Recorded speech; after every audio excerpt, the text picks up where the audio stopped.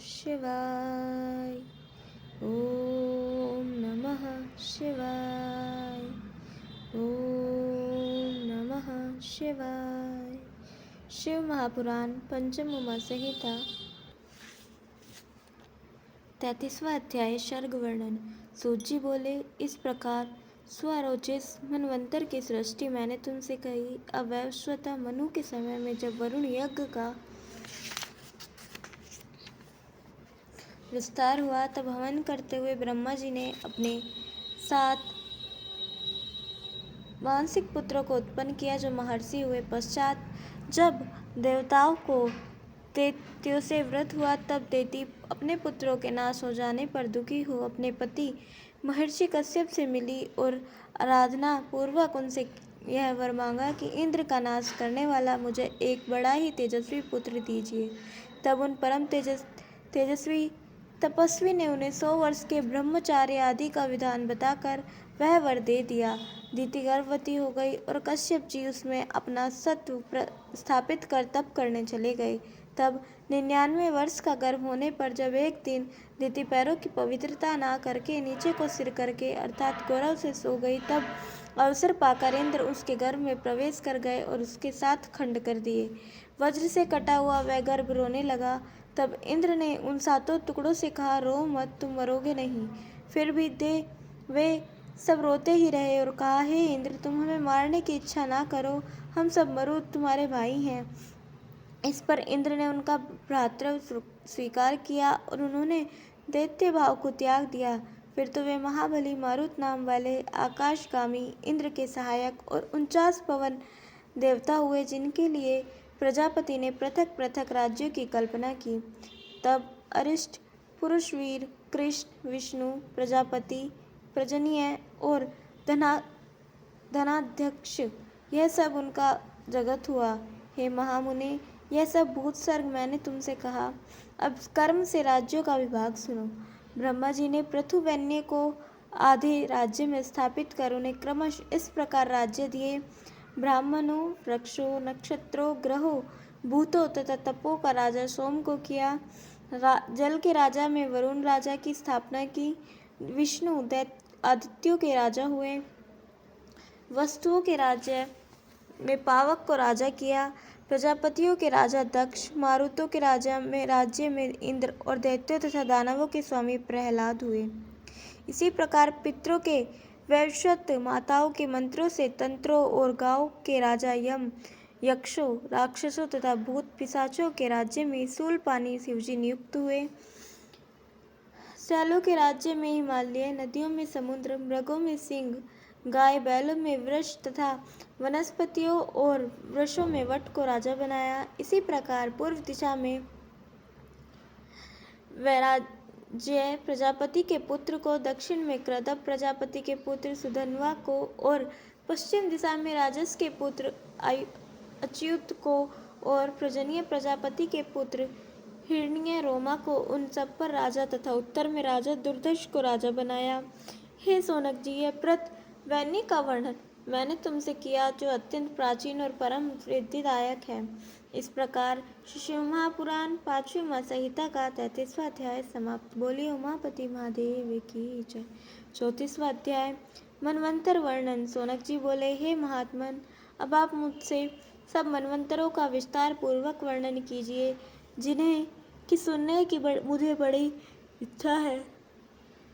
सूत जी बोले, हे मुनीश्वर, अब तक मैंने तुमसे स्वयंभू, मनु, स्वरोचिस, उत्तम, तामस, रेवत और चाक्षु, इन 6 मनुओं को कहा। इसके पश्चात वैवस्वत मनु, सर्विन मनु और रोज्य तथा सर्विन, ये 4 मनु हुए। और फिर तीसरी बार भी धर्म सर्विन, रुद्र सर्विन, देव सर्विन और इंद्र सर्विन के 4 मनु हुए। इस प्रकार क्रमश भूत, भविष्य और वर्तमान के मनुओं को मैंने जैसा सुना था कहा। कुल 14 मनु हुए हैं, जिनका समय 14,000 कल्प निर्माण किया जाता है। अब उनके ऋषि तथा पुत्र और देवगणों को सुनो। मरीच, अत्रि, भगवान अंगिरा, पुलह, क्रतु, पुलस्त्य और वशिष्ठ ब्रह्मा के 7 पुत्र हैं। इनके उत्तर दिशा में सप्तऋषि तथा स्वयंभू मनवंतर में यामा नाम के राजा भी निवास करते थे तथा अग्नि अग्निद्र, अग्निबाहु, मेघातिथि, वसु, ज्योतिष्मान, घृतिमान, हव्य, श्रवण और शुभ, ये सब स्वयंभू मनु के 10 पुत्र थे, जिनमें इंद्र का नाम यज्ञ था। इस प्रकार पहला मनवंतर बड़ा ही दिव्य था। दूसरे मनवंतर में रोचन नाम का इंद्र था और उच्चस्थम, परस्थम, ऋषभ, वसुमान, ज्योतिष्मान, द्युतिमान और रोचिष्मान, ये 7 ऋषि थे और इस काल के देवता का नाम तुषित था। महात्मा स्वरोचिष मनु के 10 पुत्र थे। अब तीसरा मनवंतर सुनो। वशिष्ठ संज्ञक 7 पुत्र वशिष्ठ के थे और इस काल में मनु के जो 10 पुत्र थे उनके नाम ये हैं: उर्जित, ऊर्जा, मधु, सूचि, शुक्र, नभस, नभ, ऋषभ, सत्यदेव और श्रुत। इनमें श्रुत, सत्यदेव और ऋषभ को देवता माना गया है। यही उस काल के ऋषि थे और उस समय तीनों लोकों का स्वामी सत्यजीत नाम का इंद्र था। अब चौथा तामस मनवंतर सुनो।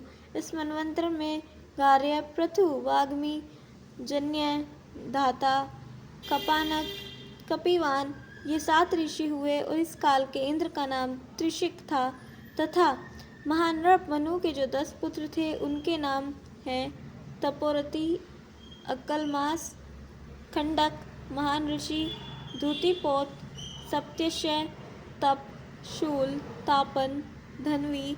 इस प्रकार 14 मनवंतरों में उनके अलग अलग ऋषि और देवता तथा इंद्र होते हैं और ये सभी महातेजस्वी अपने धर्म में रत 1000 युगों तक सृष्टि का पालन करते हैं। पश्चात तप से युक्त हो प्रजा सहित ब्रह्मलोक को जाते हैं। 100,000 की पूर्ति में इनका कल्प समाप्त होता है और जब सूर्य की किरणों से सब प्राणी जलने लगते हैं तब ब्रह्मा जी नारायण हरि में प्रवेश कर जाते हैं और कल्प के अंत में फिर सब भूतों को उत्पन्न करते तथा शिवजी संहार करते हैं। इसी प्रकार मनवंतरों की उत्पत्ति का एक क्रम मैंने आपको सुनाया। अब इसके आगे वैवस्वत मनवंतर में जब प्रजापति भोत्म नामक पुत्र भूति नामक स्त्री से हुआ तो जो 7वां मनु हुआ, इसमें भोतम नामक धुलोक में 7 अनागत महर्षि हैं जो आगे होने वाले ऋषि होंगे। जगनी, परशुराम, आत्रेय, व्यास, भारद्वाज, वंशीय महातेजस्वी, द्रोण पुत्र अश्वत्थामा, गौतम के पुत्र शरद्वान, कृपाचार्य, कौशिक वंशीय गालव और कश्यप वंशीय रुद्र। इसी प्रकार स्वयंभू ये 3 अनागत देवता हैं और ये कश्यप जी के पुत्र होंगे। इस मनवंतर के इंद्र का नाम बलि है जो विरोचन का पुत्र होगा और इस कल्प के जो मनु हैं उनके 10 पुत्र होंगे जिनका नाम विशांग, अवनिमान, सुमंत, घृतिमान, बहुसृष्टि, शुरा, विष्णु और राजा सुमति आदि। यह 8वां मनवंतर हुआ। 9वां सर्विन मनवंतर है। इसमें भी देवताओं के 3 गण और 7 ऋषि हैं और इसी प्रकार जब 10वां मनवंतर आता है तब उनके इंद्र साक्षात शंभु होंगे और शतानिक, निरामित्र, वृषसेन, जयद्रथ, भूरिधुम, सर्वया और आर्चरी, ये उन मनु के 10 पुत्र होंगे तथा 11वें मनवंतर में श्रद्धधाता नाम के इंद्र होंगे। इसमें भी मनु के 10 पुत्र और 7 ऋषि, 3 देवता और 1 इंद्र है। 12वां रोच्य मनवंतर होगा और इसमें बृहस्पति नाम के इंद्र होंगे। इसी प्रकार 14वें सत्य मनु के भी 10 पुत्र होंगे और 7 ऋषि तथा 5 देवता होंगे। बोम मनु के पूर्व ही यह कल्प पूर्ण हो जाता है। यह मैंने भूत भविष्य के सब मनुओं को कहा। सनत कुमार जी ने व्यास जी से यही कहा था। ये सभी मनु धर्म से सहस्रयुग तक पालन करते हैं और पुनः ब्रह्मलोक को चले जाते हैं। 71 चौकड़ी तक एक मनवंतर रहता है। इस प्रकार श्री शिव महापुराण 5वीं उमा संहिता का 34वां अध्याय समाप्त। बोलिए उमापति महादेव की जय। कल हम सुनेंगे 35वां अध्याय वैवस्वत मनवंतर का वर्णन और